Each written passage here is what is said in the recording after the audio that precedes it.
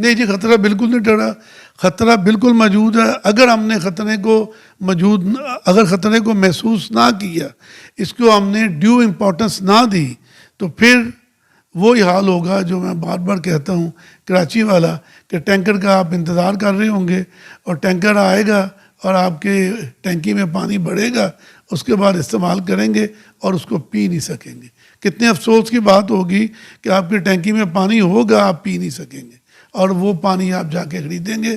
خدا کے لیے اپنی آنے والی نسلوں کے لیے پانی چھوڑیں، ان کے لیے پینے کا پانی چھوڑ دیں.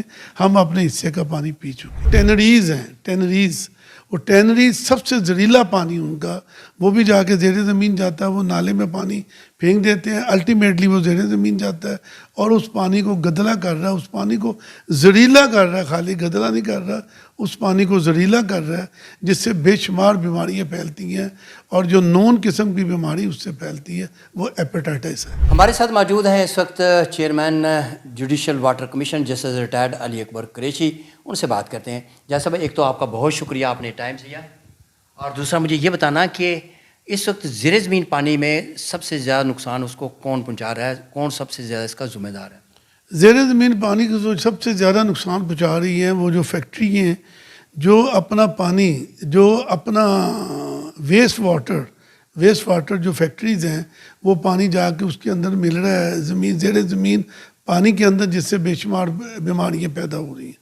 دوسرا جو ٹینریز ہیں، وہ ٹینریز سب سے زہریلا پانی ان کا، وہ بھی جا کے زیر زمین جاتا ہے. وہ نالے میں پانی پھینک دیتے ہیں، الٹیمیٹلی وہ زیر زمین جاتا ہے اور اس پانی کو گدلا کر رہا ہے، اس پانی کو زہریلا کر رہا ہے. خالی گدلا نہیں کر رہا، اس پانی کو زہریلا کر رہا ہے، جس سے بے شمار بیماریاں پھیلتی ہیں، اور جو نون قسم کی بیماری اس سے پھیلتی ہے وہ ہیپاٹائٹس ہے.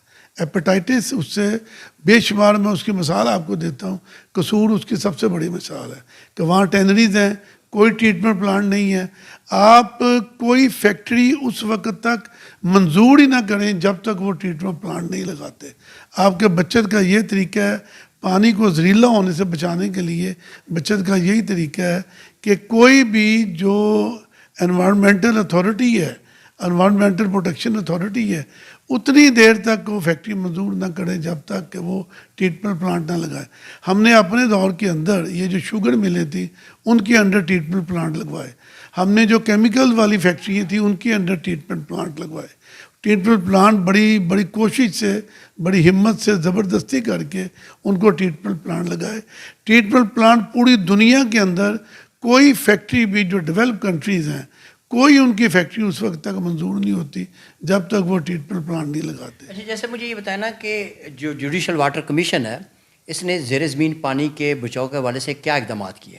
ہم نے دیکھیں جی، سب سے پہلے میں نے آپ کو بتایا ہے کہ زیر زمین پانی کے حوالے سے یہ جو نہر جس کے پاس آپ بیٹھے ہوئے ہیں، اس نہر میں انگریز دور کے 26 واٹر چینل تھے، جس کو موگے کہتے ہیں.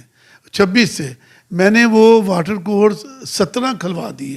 ان 17 کھلوانے کی وجہ سے نہر کا جو پانی تھا وہ والا Aitchison college, governor house, Lawrence garden, Jilani park, Punjab university, اور جو پارک ہے ماڈل ٹاؤن میں، وہاں تک وہ پانی جاتا ہے. اب نہر کا پانی وہاں تک جائے گا تو پھر ہم نے کیا کیا، ہم نے ایسن کالج کو کہا کہ آپ اپنے ٹیوب ویل بند کریں، اتنے ٹیوب ویل بند کریں. گورنر ہاؤس ہم نے لیٹر لکھا تھا کہ وہاں ٹربائن چلتی تھی، ایک ٹربائن اپنی بند کریں. لارنس گارڈن میں اسی طریقے سے ہم نے لارنس گارڈن میں ایک ٹیوب ویل بند کروایا. تو ہم نے یہ کیا کہ جو سروس واٹر ہے اس کو زیادہ سے زیادہ استعمال کیا. دوسرا ہم نے یہ کیا، یہ سب سے ناول طریقہ تھا پاکستان کے اندر، کہ ہم نے کہا کہ وضو کے پانی کو ری یوز کیا جائے. اس کے لیے ہم نے مساجد کے ساتھ ایبولیشن ٹینک، وضو کے ٹینک بنائے. وہ پانی ان کے اندر آتا ہے، وہ صاف پانی ہوتا ہے، وہ صاف پانی اس کو بھی ری یوز کیا جاتا ہے، پلانٹیشن کے لیے اس کو ری یوز کیا جاتا ہے.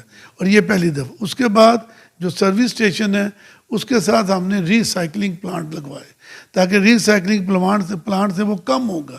تو یہ ہم نے سروس واٹر کو زیادہ سے زیادہ کوشش کی، استعمال کیا، اور ہم نے کوشش کی، لوگوں کو ترغیب کی دی. میں خود اسکولوں کے اندر گیا، دفاتر کے اندر گیا، وہاں جا کے میں نے جا کے لوگوں کو بتایا کہ پانی اس طریقے سے بچائیے، اپنے لیے بچائیے۔ اچھا جیسا بھی یہ بتائیں کہ لاہور ہائی کورٹ کے جسٹس شاہد کریم بھی سموت ادارے کے متعلق کیس کی سماعت کرتے رہے، انہوں نے بھی بہت سے احکامات جاری کیے، آپ نے بطور جوڈیشل واٹر کمیشن کے حصے سے بھی بہت سی ڈائریکشن دی، ان احکامات پر کس حد تک عمل درآمد ہوا ہے؟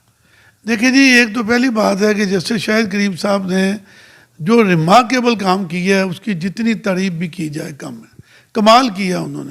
میں نے چونکہ مجھے انہوں نے چیئرمین بنایا تھا جوڈیشل واٹر کمیشن کا، مجھے بھی کام کرنے کا ساتھ اتفاق ہوا، تو انہوں نے جو کام کیا، انہوں نے جو اقدامات کیے اس کے اوپر عمل تو ہوا، لیکن جب تک گورنمنٹ اس کے بعد لوگ ذاتی طور پہ اس کام کے لیے تیار نہیں ہوں گے، اس کے اوپر عمل درآمد نہیں ہوتا۔ ہم نے زبردستی بڑا کام کروایا، ہم نے ان کے چلان کیے، ہیوی قسم کے ان کو فائن بھی کیے، سارے کچھ، اس سے بڑا اچھا اثر بھی پڑا، پانی کی ڈپلیشن رک بھی گئی۔ ہم نے بک بھی اس کے اندر شائع کی، اور بک بھی ساری جگہ پہ بھیجی ہم نے، اور گورنمنٹ کو بھی ہم نے پرسویٹ کیا۔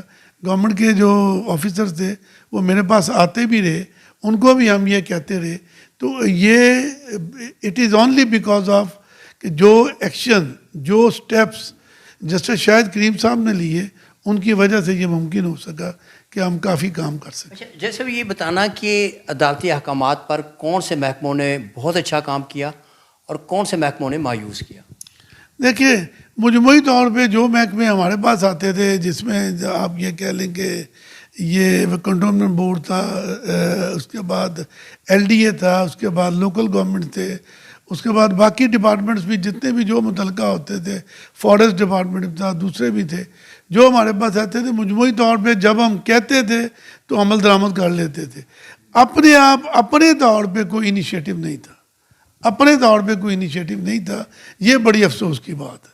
اچھا ٹریفک پولیس کے حوالے سے بھی عدالت اکثر کہا کرتی تھی کہ ٹریفک جام رہتی ہے اور اس کے لیے کوئی اقدامات کیے جائیں، سڑکوں کی بہتری کے حوالے سے کیا جائے، تو اس حوالے سے جو اقدامات ہیں ٹریفک پولیس کے ساتھ تک عدالتی احکامات پر عمل درآمد کیا؟ دیکھیے جی، ٹریفک پولیس کے حوالے سے سب سے پہلے تو ایک جو ہیلمٹ تھا اس کا آرڈر تو میں نے بطور جج خود ہی کیا تھا، اب اس کے اوپر پھر بڑی سختی سے عمل کروایا۔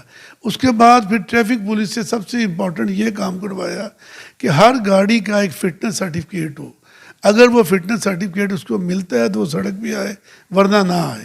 اس کے لیے باقاعدہ ہم نے EPA کو کہا، اس کے لیے کہ پرائیویٹ فرم تھی اس کو بھی کہا، ان کے پاس لوگ جاتے تھے فٹنس سرٹیفکیٹ لے کے آتے تھے تاکہ گاڑیاں دھواں نہ چھوڑیں، اگر دھواں چھوڑتی ہیں تو پھر جو ایئر ہے وہ پولوٹیڈ ہوتی ہے۔ جیسا آج بھی گاڑیاں دھوئیں چھوڑ رہی ہیں، اسی طرح کی صورتحال ہے عدالتی احکامات کے باوجود بھی۔ لیکن اس کے لیے یہ کیا کہ ٹریفک پولیس کو کہا گیا، EPA کے بندے ساتھ کھڑے کیے، اور ٹریفک پولیس کو کہا گیا 2,000 روپیہ 10,000 روپیہ فائن کیا گیا ان کو فٹنس سرٹیفکیٹ۔ آج بھی کہتے ہیں کہ فٹنس سرٹیفکیٹ لیں۔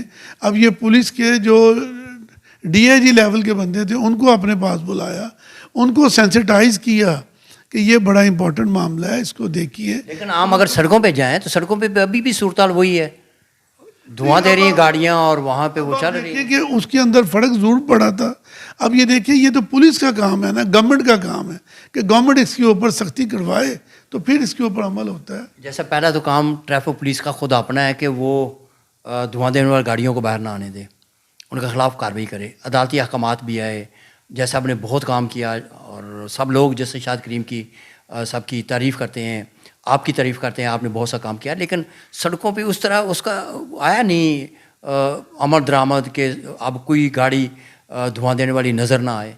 اب دیکھیں، اس کے لیے یہ ہے کہ ٹریفک پولیس کو چاہیے کہ وہ اس کے اوپر سختی سے عمل کرائے، اور گورنمنٹ کے جو بااختیار لوگ وہ بھی اسی شہر میں رہتے ہیں، اسی پاکستان میں رہتے ہیں، ان کو بھی چاہیے اس کے اوپر سختی سے عمل کروائیں گے۔ جیسی سختی سے عمل کروائیں گے تو پھر اس کے کچھ ہوگا۔ اب دیکھیں، ساتھ اس کے ہم یہ بھی کرتے تھے کہ ان کو اس کے لیے ہیوی چلان ہی کر سکتے تھے، ہیوی چلان کرتے تھے، اور وہ گاڑیوں کو پکڑ کے دو دن کے لیے ان کو بند بھی کیا گیا، ان گاڑیوں کو بند بھی کیا گیا۔ اس کے باوجود لوگ جب تک تعاون نہیں کریں گے، لاہور کی آگے جو اسموک کی صورتحال آ رہی ہے، آگے جو آ جاتی ہے اسموک کی صورتحال، اس کے اندر یہ جو دھواں ہیں، آپ کو پتہ ہے کہ یہ کوئی 43% جو اسموک ایمیشن ہے گاڑیوں کا، وہ اس کے اندر کنٹریبیوٹ کرتا ہے اسموک کے اندر. تو وہ اسموک کو کنٹرول کرنے کے لیے بھی ہمیں چاہیے لوگوں سے, میں خود بھی ریکویسٹ کروں گا, اپنی اگر گاڑی ہے تو اس کو ٹھیک کروا لیں, فٹنس سرٹیفکیٹ لیں. اور یہ ایک وقت میں ای پی اے نے بڑی سختی کی تھی, اس کے بعد پتہ نہیں پھر کیوں. اچھا, جیسا بتائیں کہ عام شہری جو ہے وہ کیا پانی کی سنگینی جو ہے اس سے باخبر ہے؟ نہیں, بالکل نہیں. کیا کرنا چاہیے؟ آئی ایم سوری, بالکل نہیں ہے. میں لوگوں کو آپ یقین کریں, آج بھی میں کنیڈ کالج میں لیکچر دے کے آیا ہوں, اور اس میں نے اپنا لیکچر بھی دیا, پڑھاتا بھی ہوں اسٹوڈنٹس کو. ساتھ میں نے پانی کے معاملے میں بھی آج بھی میں نے بات کی, وہ بچیوں کو میں نے آج بھی بتایا کہ آپ نے پانی ایسے بچانا ہے. اور ان کو میں نے یہ بتا دیں, ہمیں بتا دیں کہ ایک گھرانہ جو ہے اس کو پانی بچانے کے لیے 3 کوئی بتا دیں کہ کیا اقدامات کر سکتا ہے. نمبر 1 جو میں نے ابھی کہا ہے کہ جو اس کے گھر کے جو ممبر ہیں وہ واٹر ٹیپ کو, جو پانی کا نل ہے اس کو آدھا کھولیں. نمبر 1 آدھا کھولیں. نمبر 2 اپنے گھر کو دھونا ہے, اپنی گاڑی کو دھونا ہے تو آپ خدا کے لیے اس کے لیے بالٹی میں پانی استعمال کریں. تیسرا, اپنے جو پانی کچن میں وہ جو پانی ضائع کرتے ہیں اس کے اوپر کنٹرول کریں. یہ نہ کریں کہ اگر کچھ کرنا ہی ہے تو فروزن اپنا چکن پہلے نکال کے آدھا گھنٹہ رکھ لیں, اس کو پانی میں ڈبو کے رکھ دیں, بجائے اس کے اوپر آدھا گھنٹہ نلکا کھول دیں. آدھے گھنٹے میں کتنے لیٹر پانی, ابھی آپ یہاں میئر کر لیں کتنے لیٹر, سینکڑوں لیٹر پانی آدھے گھنٹے میں ضائع ہو رہا ہے. اور وہ کہاں جا رہا ہے؟ وہ سارا پانی اس میں گٹر میں جا رہا ہے. جیسے ایک جملے میں بتا دیں کہ کیا لاہور جو ہے وہ خطرہ ٹل گیا ہے یا بھی باقی ہے؟ نہیں جی, خطرہ بالکل نہیں ٹلا, خطرہ بالکل موجود ہے. اگر ہم نے خطرے